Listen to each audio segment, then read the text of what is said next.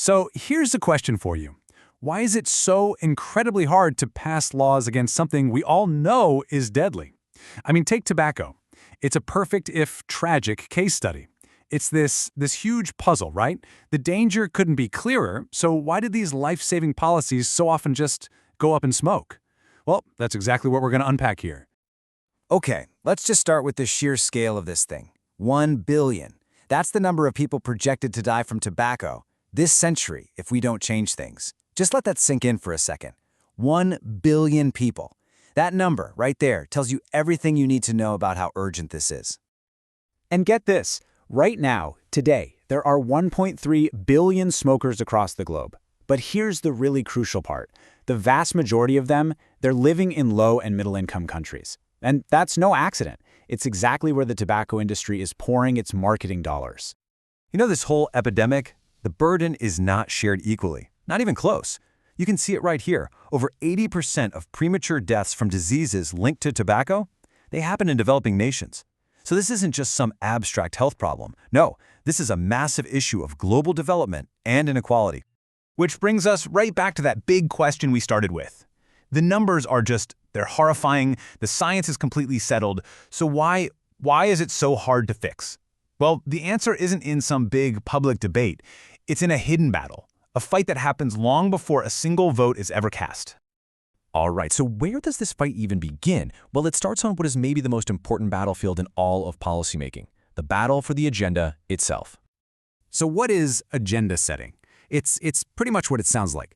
Think about it. A government could solve 1,000 different problems. So how does it decide which few to actually work on?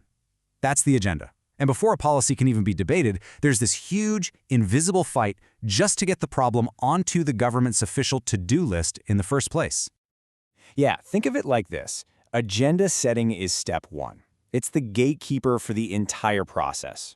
And if health advocates can't win this first battle, if they can't get past that gatekeeper, the policy is dead on arrival. It goes absolutely nowhere. Okay, so to really get a handle on this battle for the agenda, you have to know who's fighting. Who are the power players here? It basically boils down to 3 main groups, and they all have very, very different goals and, different weapons in their arsenal.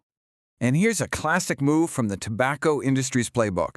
Their number one weapon at this stage is what's called framing. They'll say something like this: most third world countries have other priorities. See what they're doing? They're trying to frame tobacco control as a kind of first world problem, a luxury that developing nations can't afford to worry about. It's a very deliberate strategy to just shove the issue right off the table.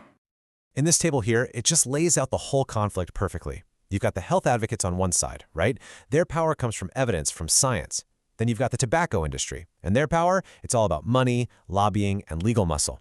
And then smack in the middle, you have the government, which is so often torn between 2 things, protecting public health on one hand and raking in that sweet, sweet tax revenue on the other. Okay, so enough with the theory. Let's see how this battle actually plays out in the real world. We're going to look at 3 really different stories from Turkey, India, and China. And you'll see how each one had a dramatically different ending. So right off the bat, you can see 2 extremes. In Turkey, you have what's basically a public health victory, a real success story. But in China, total stalemate.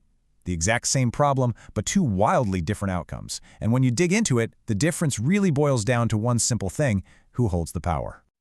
So what happened in Turkey? Well, basically, the stars just aligned. The country really wanted to join the European Union, and that created all this external pressure to get their health policies in order. You combine that with a strong president who is personally all in on the issue and a super organized coalition of health advocates, and bam, you got the perfect storm for change. Now let's jump over to India, where the situation is way, way more complicated. See, the market there isn't just about big brand cigarettes. You've got these local, hand-rolled things called bidis, and a massive market for smokeless tobacco too.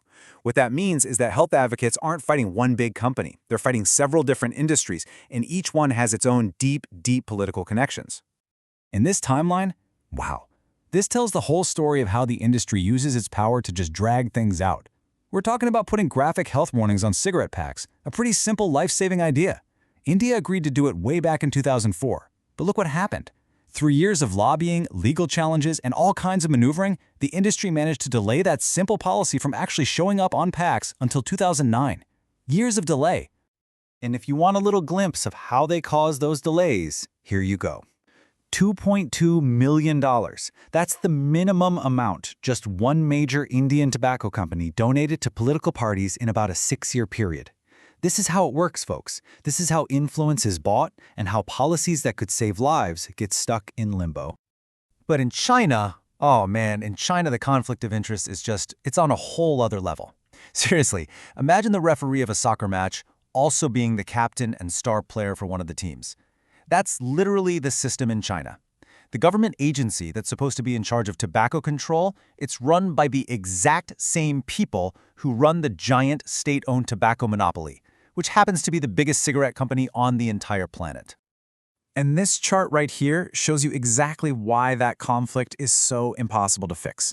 The state-owned tobacco industry is a gigantic source of money for the government. We're talking 8% of all tax revenue for the whole country, and in some provinces, it's almost half. So you've got this massive financial incentive for the government not to regulate its own cash cow. It's a huge problem. So, okay, after hearing these stories from the front lines, what can we take away from all this? What are the big lessons here? What's the secret sauce that decides whether public health wins or loses this fight for the policy agenda? Well, it really boils down to 3 key things. First, government leadership is everything. If the people at the top aren't on board, forget it. Nothing's going to happen. Second, the good guys, the health advocates, they have to be united. They have to work together.